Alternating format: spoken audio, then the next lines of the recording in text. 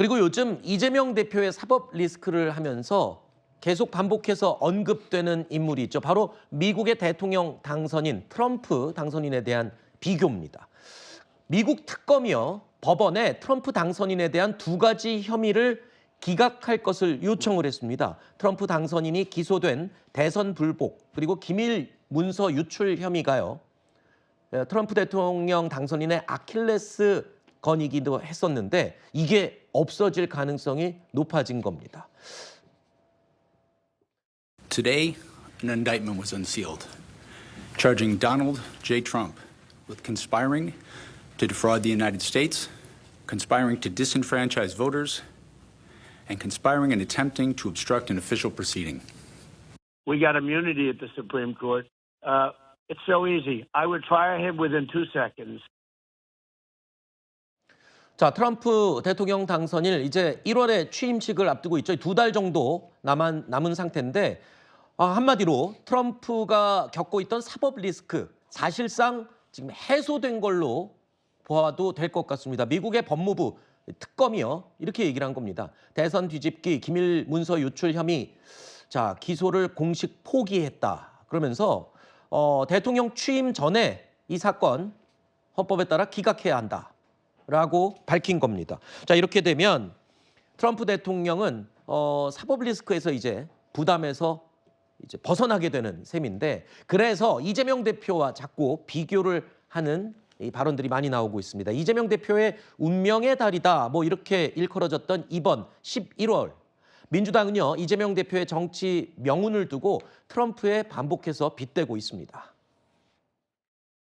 최근에 미국 대통령 선거 봤지 않겠습니까? 굉장히 과한 말도 많이 나옵니다. 이런 정도 갖고 선출직 국회의원이나 대통령 후보가 이런 처벌을 받는 경우는 제가 알기로는 없습니다.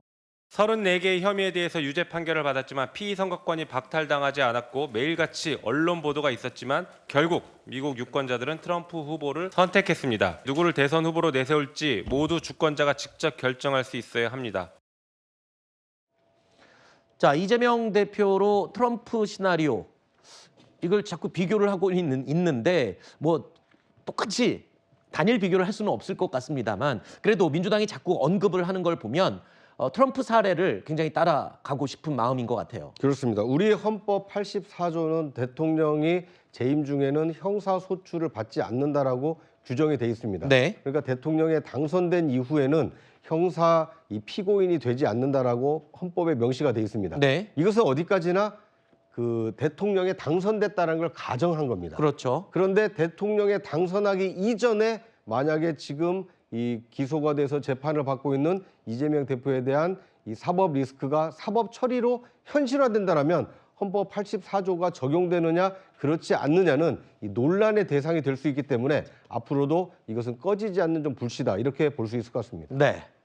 그러니까 이게 결국의 쟁점은 이런 거죠. 이 헌법 84조에 따라서 봤을 때 대통령 재직 당시에 이제 받는 기소에 대해서만 해당하느냐, 아니면 그 이전부터 기소에 따라서 진행돼 왔던 재판까지도 어떤 대통령 직책을 수행함에 있어서 더 효과적인 수행을 하기 위해서 이 부분에 대해서 멈추느냐, 이 부분일 텐데, 근데 지금 보면 뭐 사실 법조인들 사이에서도 해석이 꽤나 분분한 것 같습니다. 네. 그러다 보니까 이 공식 입장을 밝혀달라라고 이제 국회에서 계속해서 질의를 하고 의원들이 뭐 여야 할 것 없이 대놓고 공개적으로 질의를 해도 사실 즉답을 피하고 있는 모양새거든요. 네. 그러니까 지금 오늘 나온 이 따끈따끈한 입장을 보면 결과적으로는 해봐야 안다라는 네. 겁니다. 그러니까 당사자가 직접 청구를 하고 심리를 해봐야 결론을 내릴 수 있는 부분이지 지금 상황에서 어떤 즉답을 내리기는 어렵다, 이렇게 보입니다. 알겠습니다.